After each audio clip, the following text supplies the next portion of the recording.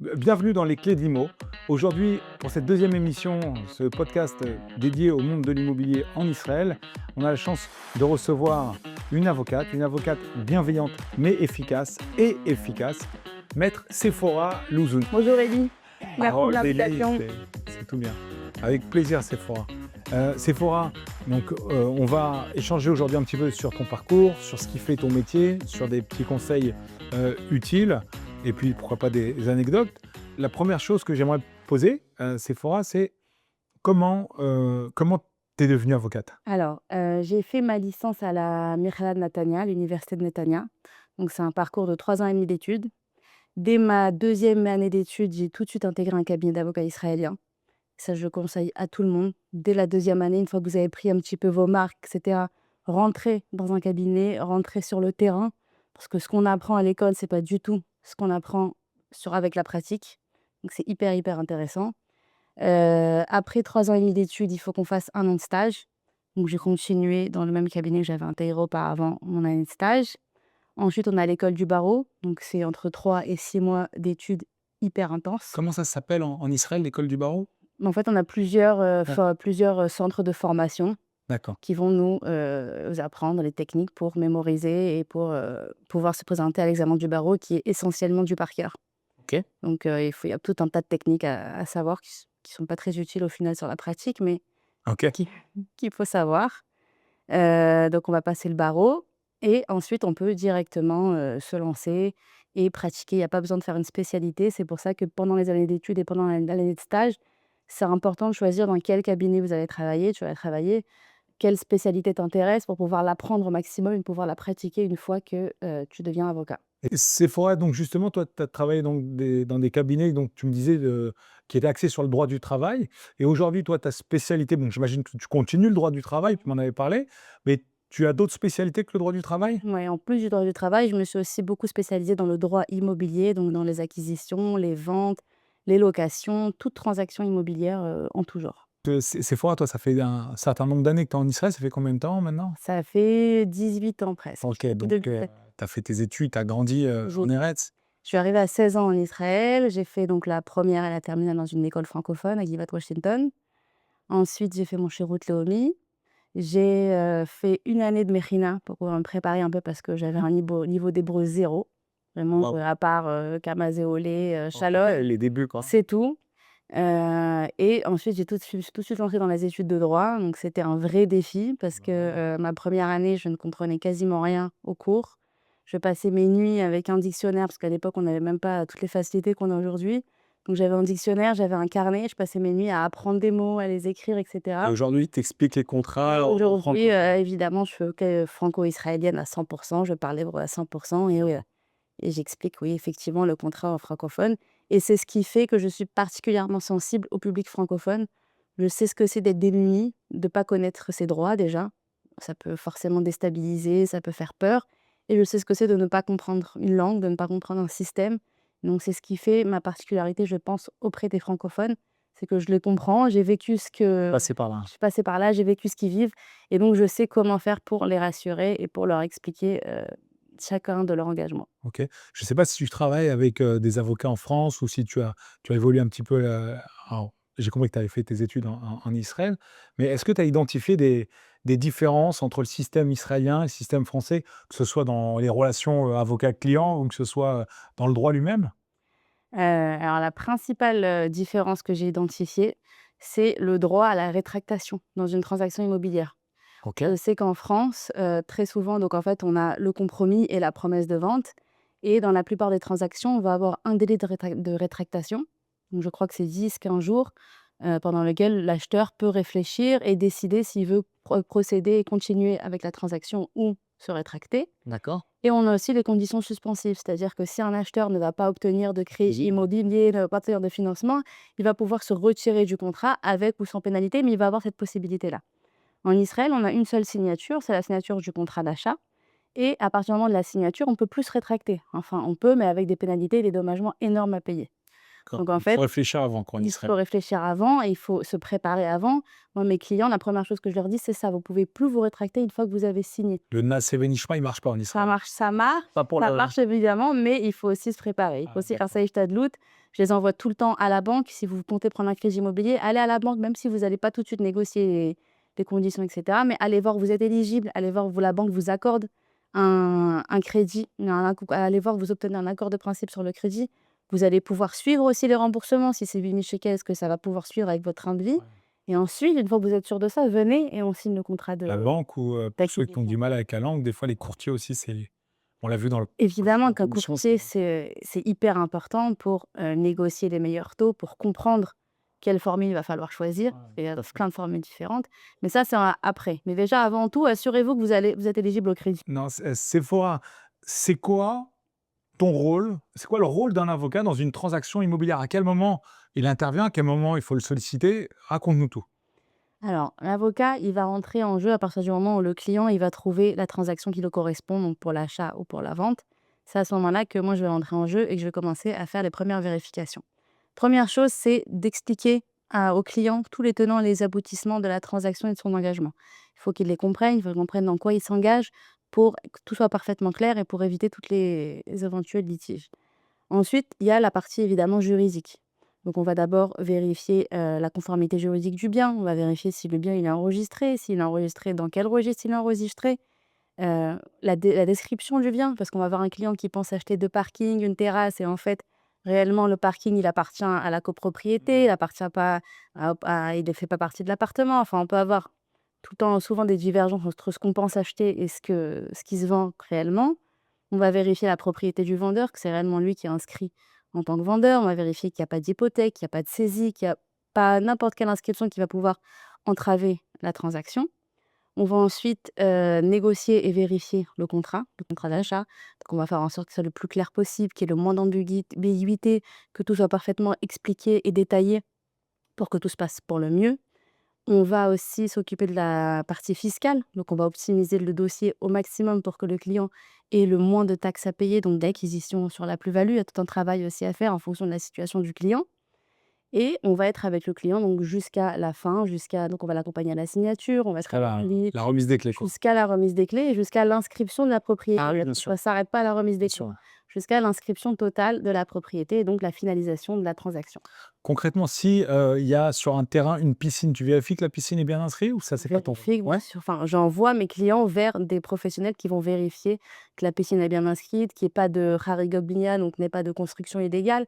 Toujours, je dis à mes clients: «Vérifiez, est-ce qu'il y a une pergola? Est-ce qu'il y a une chambre en plus? Est-ce qu'il y a une piscine?» Et pour pouvoir ensuite comparer avec les plans et si la description ne correspond pas au plan, donc vérifier quoi faire. Est-ce qu'il y a une demande de permis? Est-ce qu'il peut y avoir potentiellement un problème avec la mairie? Que les clients comprennent dans quoi ils rentrent, quels risques ils prennent et Ces vérifications sont établies par qui? Du coup, tu les envoies par, BFK? un Un chaman, chanoine? par un architecte en fonction du cas. Mmh. Et déjà, moi, je vais effectuer les premières vérifications en comparant le descriptif de l'appartement donné par le client et les plans qu'on a, qui sont enregistrés dans les registres. Oui, puisque si c'est enregistré de base et sur le Si c'est registre, il y a enregistré de pas base, besoin c'est d'aller c'est plus loin. OK. Mais si je vois qu'il y a la moindre, contradiction ou si le client me dit: «Écoute, j'ai vu une pièce, j'ai vu ci, j'ai vu ça qui me paraît pas normal», Des alors ajouts? là, voilà, des ajouts. Là, tout de suite, on va aller vérifier ce qui se passe. OK, super, parfait. Donc, ton rôle, on l'a compris, c'est vraiment d'accompagner de A à Z, le client à partir du moment où il a trouvé le bien sur lequel il se positionne Mmh. ou l'acheteur, qu'il a avec lequel il a décidé de conclure une transaction. Tu t'occupes évidemment et j'imagine d'investissement, immobilier dans le neuf. Bien sûr. C'est plus facile, plus compliqué, les vérifications, comment tu vois le truc? Aussi compliqués les uns que les autres. Dans chaque type de transaction, il y a ses défis, il y a ses D'accord. souvent dans le neuf, les gens ont tendance à croire que c'est des contrats standards, c'est toujours la même chose et qu'il y a pas besoin d'avocat. Ce qui est faux et complètement faux. Effectivement, on a un contrat standard que le promoteur va nous donner, mais sur lequel on va pouvoir travailler. On va le modifier, on va faire attention à chaque petite clause. Alors évidemment, on a les lois qui nous protègent, on a les lois qui protègent les acheteurs, mais c'est hyper important de contrôler le contrat et de le négocier au maximum. Et il y a aussi toutes les vérifications à faire en parallèle. Qui est le promoteur? Quels sont ses antécédents? Quelle garantie il nous propose? Qui est le constructeur aussi? Parce qu'on a le promoteur, on a le constructeur qui sont 2 entités différentes. Ça reste flou pour, le grand public Ça ça, hein? reste très flou. Nous, on pense, on a trouvé un bien, on a une super maquette, on vient, on signe, c'est terminé. Il y a énormément de choses à vérifier derrière. Il y a énormément de choses qui peuvent, amener des risques énormes à l'acheteur, qui sont importants qu'ils connaissent. On a aussi, par exemple, beaucoup de ventes avant même qu'il y ait le permis de construire, avant même qu'il y ait des sécurités. Donc ça aussi, c'est important de vérifier. Précelle. Voilà, des pre-sales, des préventes, comment, le promoteur sécurise les fonds que tu vas investir jusqu'à que la transaction puisse avoir lieu. Où vont être versés les fonds? Est-ce qu'ils vont être en séquestre? Qu'est-ce qu'on va te promettre comme, sécurité après? Quelles sont les options pour toi de te rétracter si jamais il y a pas le permis de construire, si jamais il y a pas l'accompagnement bancaire? Est-ce que tu peux sortir du Option de contrat? CD, oui. Voilà, C'est des ça. options de CD, donc il y a évidemment énormément de choses à vérifier et c'est pas comme on croit un contrat standard, le même pour tout le monde. D'ailleurs, Jamais comme ça. c'est marrant parce que, les agents immobiliers aussi négocient des conditions pour leurs clients et ça fera le sujet vraiment d'un thème à proprement parler, mais la question qui se posera, c'est est-ce que l'agent immobilier a un intérêt? Est-ce que c'est intéressant de passer par un agent immobilier pour acquérir un projet neuf ou est-ce qu'il vaut mieux aller direct chez le promoteur? Et on verra très clairement, que l'agent immobilier, non seulement va pouvoir avoir des meilleures tarifications puisque, bah, on représente un groupement d'achat, tandis que le particulier est seul et même en termes de sécurisation, parce que toi, tu vas sécuriser l'aspect juridique, Mmh. mais on va dire l'aspect commercial, les conditions, ça, c'est un peu le travail de l'agent, de gérer ça. Donc, bon, c'est assez complémentaire et c'est top. C'est quoi les erreurs les plus fréquentes que tu constates chez les acheteurs francophones? L'erreur la plus fréquente, c'est de signer sans comprendre. C'est de signer, ça se présente particulièrement dans les locations. Donc parce que bon, en général, pour une acquisition, pour une vente, on va passer par un avocat. On peut aussi faire l'erreur de passer par un avocat israélien, avec tout le respect que j'ai pour les avocats israéliens Bien qui ne sûr. parlent pas le français, qui peuvent être super, mais c'est essentiel de communiquer avec son avocat, de comprendre tous les tenants et les aboutissants de ta transaction. Donc ça peut être aussi une erreur. Donc même tu vas te faire représenter, tu vas peut-être être très bien représenté, mais l'avocat va t'expliquer des choses qui peut-être ne te correspondent pas, mais tu vas pas les comprendre. Donc tu vas dire: «J'ai un avocat, il fait son travail» et tu vas les accepter. Et dans les contrats de location, donc les personnes ne prennent généralement jamais d'avocat. Ils vont signer sur un contrat de location et très, très souvent, on va se retrouver avec des clauses qui sont catastrophiques pour le locataire et qui vont lui coûter énormément cher. Tu as un exemple? Bah, j'ai par exemple, oui, un client qui avait signé sur un contrat de location sur lequel c'était clairement mentionné que l'appartement était en vente et qu'à tout moment, le propriétaire Waouh! pouvait renvoyer le locataire. Et donc du coup, bah, lui, il savait pas, il est rentré. 3 mois après, le propriétaire lui annonce que l'appartement a été vendu. Cata. Et donc du coup, avec un préavis très, très rapide, ils ont dû encore déménager, changer d'appartement. Et ils avaient pas de recours possible puisqu'ils l'ont accepté. En Israël, tu peux pas dire: «J'ai pas compris, je parle pas la langue». Ah, Signer, c'est accepter. Tu as des avocats, tu as ChatGPT pour traduire, tu fais ce que tu veux, mais ne signe jamais un document, n'importe lequel, même pas forcément dans l'immobilier, sans le comprendre. tu recommandes Maître GPT? Non, je recommande ChatGPT pour s'aider, pour faire un travail en amont, mais je pense pas que Bien sûr. ça puisse remplacer un avocat, son expérience et Et concrètement, comment tu protèges, des clients contre des litiges futurs, et cetera?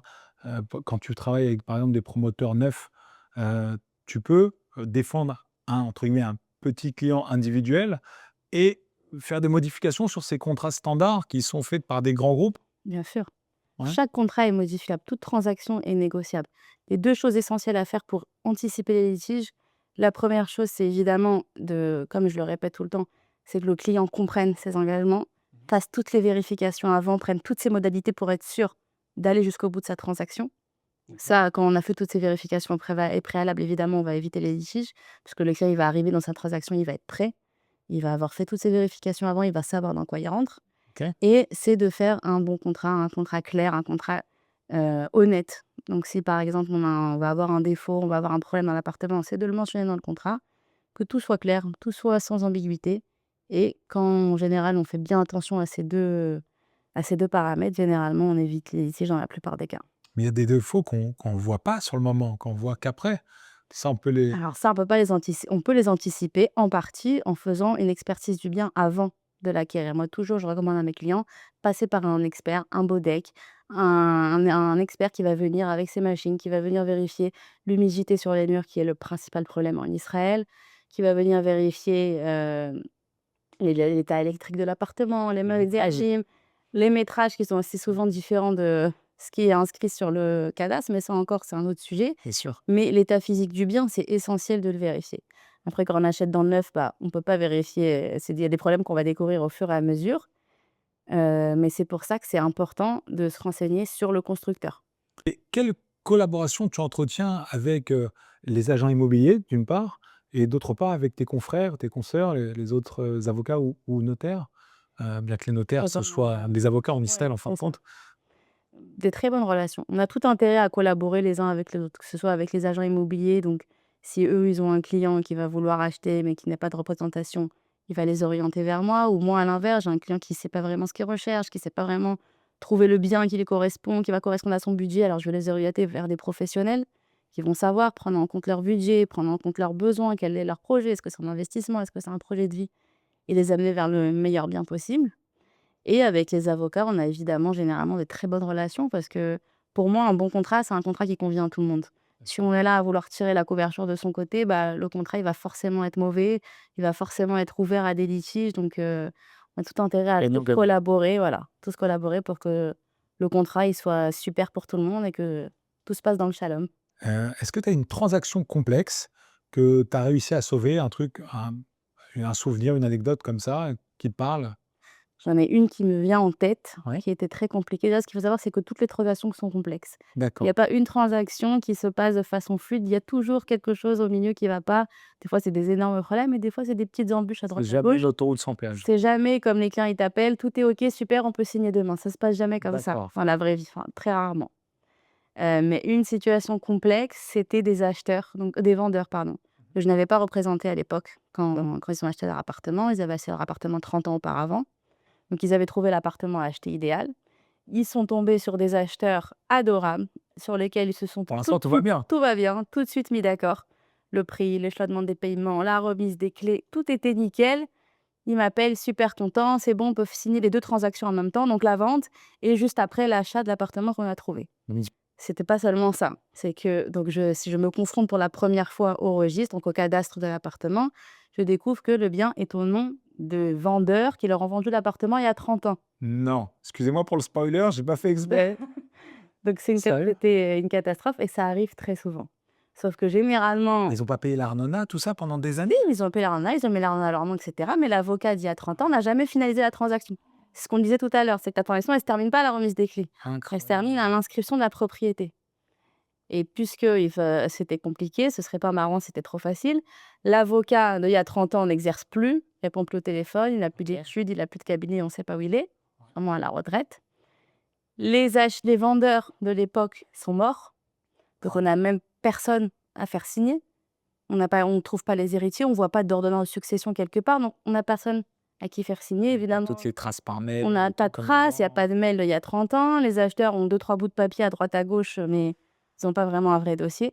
Donc ça a été un vrai, vrai défi. Il a fallu aller déjà récolter dans les archives des impôts, du cadastre, des preuves, aller fouiller dans les tiroirs vraiment des acheteurs, des vendeurs, toute trace qui prouverait qu'ils ont effectivement acheté le bien et que le bien leur appartient. Il a fallu aller au tribunal pour demander une ordonnance pour le cadastre d'inscrire la propriété, de finaliser la transaction. Et le vrai défi, ça a été en même temps de faire tenir les clients et de ne pas les perdre. Donc ce qu'on a fait, c'est qu'on a fait un contrat d'achat avec une clause suspensive. Donc les clients se sont engagés mutuellement avec option de se rétracter si jamais on n'arrivait pas jusqu'au bout de la transaction et si jamais le tribunal ne donnait pas gain de Donc cause. la clause suspensive, malgré tout, on peut. Elle est possible si on la négocie, mais elle n'est D'accord, pas automatique comme elle l'est en d'accord. France. OK, super. Donc du coup, ça a pris du temps, ça a mis des mois, mais finalement, grâce Waouh, à Dieu, c'était, Tu m'as angoissé pour, ouais, c'était très, très, très stressant. C'était très stressant, c'est passé d'une histoire où c'était l'affaire du siècle qui s'est négociée en 5 minutes à une histoire, une transaction qui a pris des mois et des mois à être finalisée, qui a pu l'être finalement. incroyable. Mais Ça, c'est pour c'est ça que c'est très important d'être ça, très c'est bien une vraie accompagné. histoire. C'est une J'aimerais que vraie chaque histoire. invité il ait au moins une histoire sympathique comme ça. C'est une vraie histoire et Incroyable. les gens, et ce qu'il faut savoir, c'est qu'on en rencontre tout le temps des histoires. En fait. Chaque transaction a son histoire. Il y a toujours quelque chose qu'on découvre Ouais, au milieu. C'est jamais simple comme on pense que ça l'est. Donc il faut être bien accompagné. Est-ce que tu as une situation typique du client francophone qui est mal informé sur un point ou un autre et qui vient vers toi avec une idée, pour une autre? Il y a quelque chose aussi qui est très différent du système français que les francophones ne connaissent pas très bien. C'est quand en Israël, on va acheter en première main, donc directement d'un promoteur. OK. Très souvent, on va avoir l'indexation sur le prix de l'appartement. Enfin, sur une partie du prix de l'appartement, ça a été plafonné récemment. À 0,5, je crois. En Ou fait, 2, c'est sur 40% du prix de l'appartement. 40%. Mais on ne connaît pas le montant. C'est quelque chose qui varie chaque mois en fonction de ce qui se passe en Israël, en fonction de ce qui se passe à l'extérieur du On va monde. avoir des mauvaises On surprises, va avoir de très mauvaises surprises. surtout en période de guerre. En période d'après-guerre, après Corona, on a eu une inflation énorme. Après la guerre, c'est ce qui va se passer. L'Ukraine, il y a plein d'éléments qui vont impacter cette inflation-là, qu'on ne peut pas prévoir en avance. Et l'erreur de beaucoup de francophones, c'est de ne pas prendre en compte cette inflation-là. Donc en fait, il n'y a pas 1000 options, il y en a deux, c'est ou de négocier Un forfait. un forfait ou négocier de ne pas avoir d'inflation du tout, mais ça, il n'y a pas tout le monde qui l'accepte. Pendant la guerre, ils ont été plus souples le promoteur, mais là, ils commencent à annuler cette option-là. Ou de plafonner l'indexation pour savoir dans quoi on va et combien au maximum C'est ce qui on va fait pouvoir beaucoup payer. Ça aujourd'hui. peut se faire très souvent. Ou si ni l'un ni l'autre n'est possible, alors prendre en compte ce paramètre-là et prendre en compte qu'il faut prévoir une enveloppe pour la fin de la transaction ou anticiper les paiements si c'est possible, si vous avez les fonds Pour voilà, stopper pour le- stopper l'inflation. Ou si c'est pas possible pour vous, prendre en compte ce paramètre et pas m'appeler à la remise des clés en me disant mais Sephora, elle me demande 100 000 shekels, on m'a arnaqué, c'est quoi ce vote, Ouais. comment je vais faire? D'accord. Anticiper, prévoir cet argent-là et prendre en compte ce paramètre avant de vous lancer dans la transaction. Sephora, donc j'ai compris que l'avocat, c'est le gardien des transactions C'est immobilières. essentiel. Est-ce qu'il y a une fierté est-ce que tu as une réussite dont tu es particulièrement fier? Alors, c'est pas vraiment une réussite dans le sens où c'était une affaire qui a particulièrement réussi parce que, Baruch Hashem, chaque affaire qui va jusqu'au bout, j'en suis fière. Ok, Parce que je prends en compte à quel point la transaction est importante, à quel point chaque investissement est important pour le client. sûr. Donc, dès que ça va jusqu'au bout, dans le shalom, j'en suis fière. Mais une histoire particulière, c'est une cliente qui est venue vers moi pour un rendez-vous conseil cet été. Donc, elle est venue sur la base de recommandations d'amis à eux qui étaient des clients à moi. Et en fait, cette cliente, elle m'a confié que ça faisait 8 ans qu'elle voulait acheter en Israël. Ça faisait 8 ans qu'elle avait l'argent. Donc, c'était même pas une question de budget ou quoi. J'ai peur. Simplement, elle avait peur. Elle avait les clichés dans la tête que en Israël, les promoteurs, ils se sauvent avec l'argent. Les avocats, ils mettent l'argent en séquestre et ils payent pas les vendeurs. En Israël, on se fait avoir. Et elle était terrorisée. Elle rêvait d'investir en Israël. Elle habite en France, elle habite pas en Israël. Elle rêvait d'avoir son chez-soi en Israël. Mais elle avait très, très, très peur. Et en fait, pourquoi j'étais particulièrement fière? Parce qu'on a fait un rendez-vous conseil. Je lui ai expliqué exactement le système israélien, les risques, les avantages, dans quoi elle rentrait pour chaque type de transaction. C'était une deuxième main, une première main, un pré-sale. Elle a vraiment compris chaque plus et chaque moins pour Chaque chaque, enjeu. voilà, chaque enjeu pour chaque transaction. Et elle a été énormément rassurée. Donc la cliente a finalement trouvé le bien qui lui correspondait. Et il y a 3 mois, on a finalisé la transaction. Elle a acheté un petit 2 pièces à Tel Aviv qui lui correspondait pour ses vacances d'été. Et j'étais vraiment fière de cette acquisition parce que je sais que j'ai réussi à la rassurer après 8 ans d'angoisse, de clichés, d'aller-retour en Israël à vouloir acheter et à pas aller jusqu'au bout. Donc pour moi, c'est que je me dis, j'ai quand même bien fait mon travail.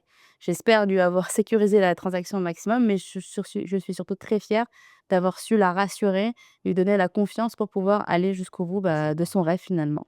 Et ce que tu dis, c'est vraiment un peu le but de cette chaîne. Donc Israël, c'est pas qu'un réseau d'agents immobiliers partenaires.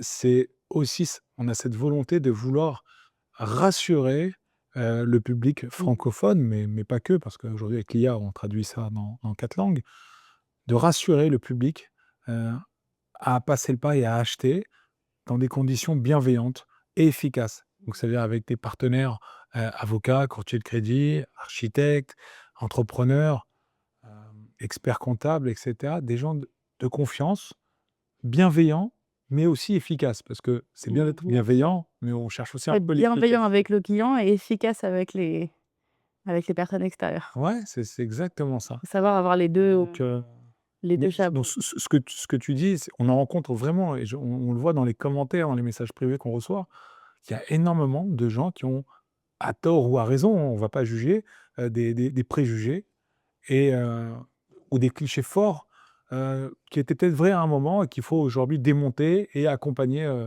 pour leur permettre de réaliser ce rêve sioniste, de venir, en Israël ou au moins d'avoir un bien ici. D'ailleurs, c'est une des premières mitzvahs, hein, quand Abraham, Bien sûr.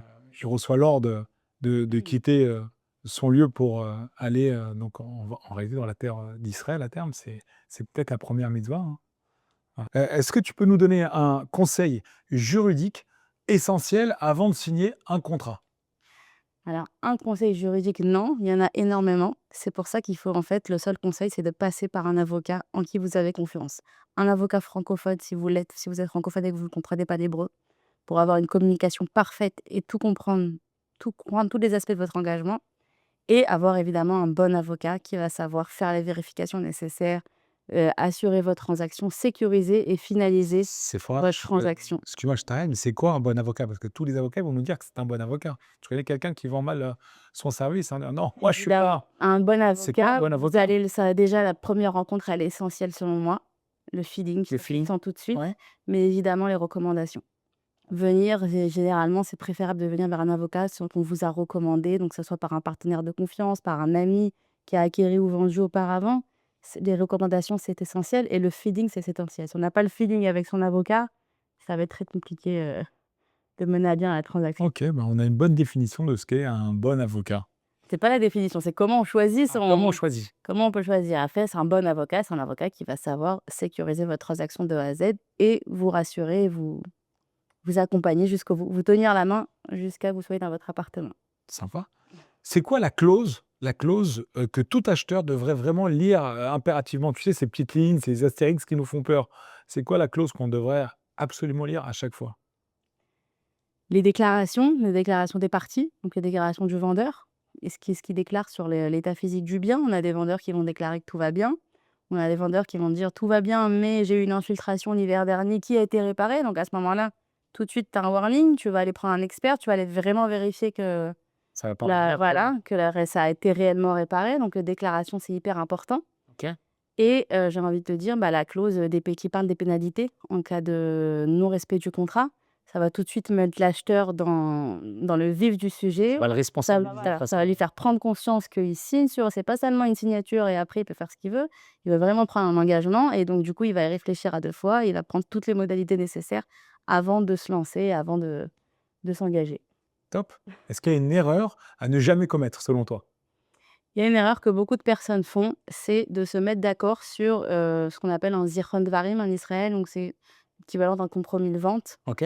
En fait, on a des vendeurs ou des acheteurs qui vont trouver pour eux l'appartement du siècle, l'affaire du siècle, et cetera. Ils vont pas vouloir la rater et donc ce qu'ils vont faire, c'est que tout de suite, avant d'aller voir l'avocat, ils vont tout de suite prendre un petit papier, un petit post-it sur lequel ils vont se mettre d'accord avec la partie adverse. Donc on a par exemple, les modalités de paiement, le prix, la date de remise des clés, et cetera. Et ça a une vraie valeur en Israël. Voilà et ensuite ils vont aller voir l'avocat en se disant: «Bah, au pire, je trouve mieux, je déchire le papier. Au pire, je suis pas d'accord avec cette clause qu'elle change». En Israël, plus tu vas détailler, donc plus tu vas donner, de détails sur la transaction. Donc c'est quoi les détails? C'est le prix, l'échelonnement et la date de remise des clés. Il suffit que tu donnes ces 3 détails-là pour que ça fasse quasiment office de contrat Waouh. et ça va être très compliqué de se rétracter après. C'est-à-dire que moi, je reçois ce petit papier-là, je vais vérifier que l'échelonnement de paiement ne va pas correspondre du tout aux possibilités de l'acheteur ou du vendeur. Je vais voir que ce qu'on a vendu à l'acheteur, c'est pas forcément ce qu'il pensait acheter. Je vais découvrir tout plein de problèmes et ça va être très compliqué de se rétracter après.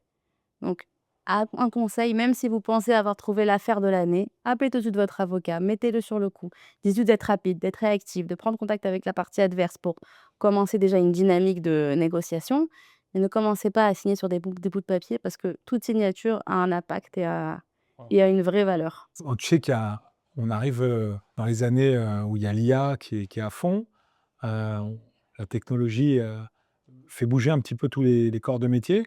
Est-ce que tu vois un impact de l'IA, par exemple, sur, ton métier? Et plus généralement, comment tu vois évoluer ton métier dans les années à venir? Alors, il y a évidemment un impact très positif avec la technologie. On a énormément de facilité, que ce soit dans les traductions, que ce soit dans les signatures à distance. Avant, on signait 150 pages en finissant un contrat avec une crampe à la main. Maintenant, tout se fait électroniquement. On n'a plus besoin de rencontrer les gens.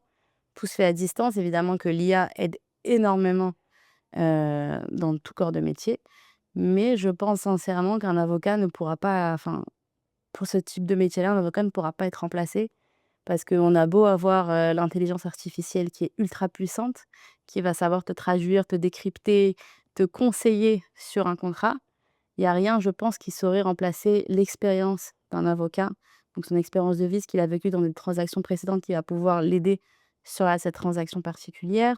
Le contact que va avoir l'avocat avec la partie adverse, parce que des fois, il suffit d'un mauvais contact pour que la transaction s'annule en un claquement de doigts.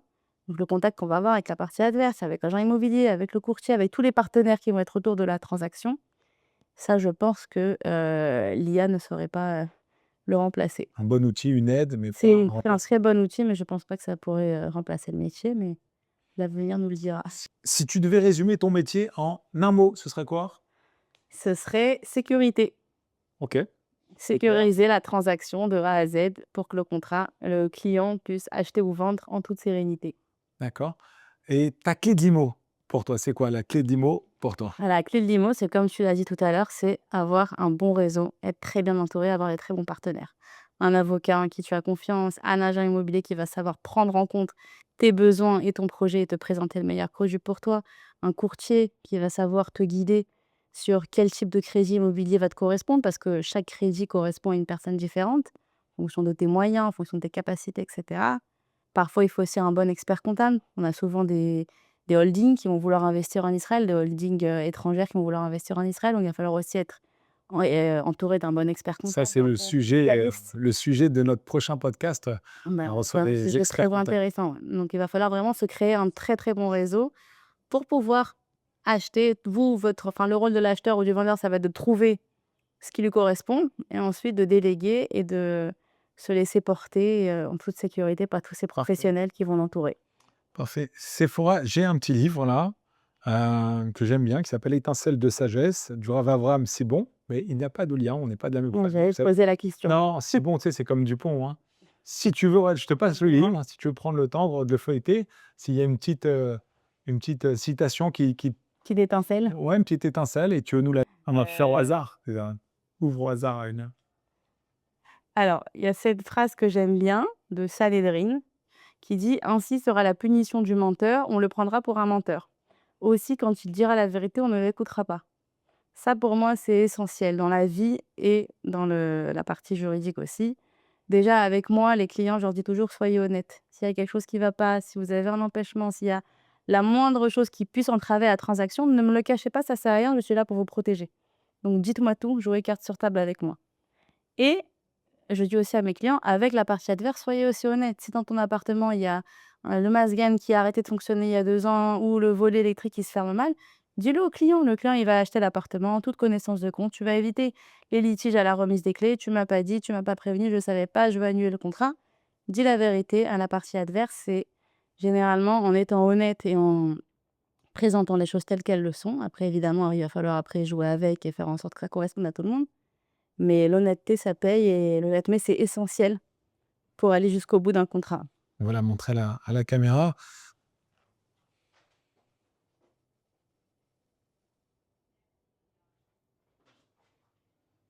Voilà, bah écoute, super. C'était vraiment enrichissant. J'espère que tu as pris plaisir Très à nous sympathique. expliquer un petit peu l'enjeu de ton métier. Et j'espère qu'on aura l'occasion de te recevoir pour des sujets à thème par la suite, hein, voilà, dans quelques mois certainement. OK. Alors, bah, j'espère que tu as pris plaisir en tout cas à partager ce moment et à nous faire découvrir un peu ton environnement. Et puis, on te recevra très certainement, si tu le veux bien, Grand plaisir. pour des émissions à thème, où on pourra encore détailler les enjeux de ton métier et l'importance d'avoir un bon gardien pour ces transactions immobilières, en l'occurrence uldernienne, maître Sephora Louzoun. Merci beaucoup, Elie. Avec plaisir. À bientôt. Au revoir.